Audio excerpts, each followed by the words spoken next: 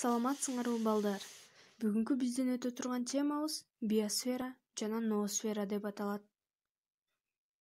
Сабактын максаты биосфера жана ноосфера тууралуу маалыматтарды алып, жаратылышка акыл эстүүлүк менен мамиле кылууну үйрөнөбүз.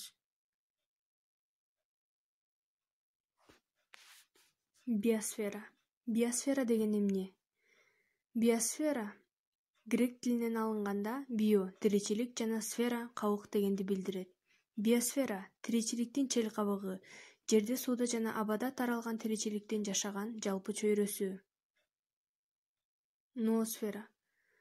Ноосфера деген эмне? Ноосфера грек тилинен ноос акыл эс, сфера шаар дегенди билдирет. Ноосфера экологиялык мыйзамдарды так аткаруу менен цивилизациялуу адамзат жашаган биосферанын жаңы абалы.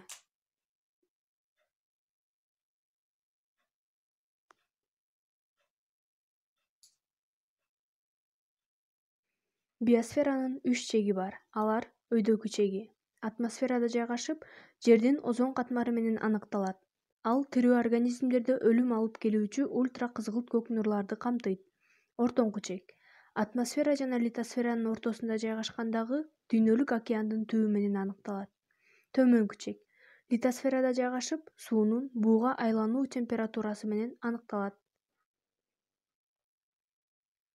Көңүл бурганыңыздарга чоң рахмат. Кийинки сабактан жолугушканча сак саламатта калгыла.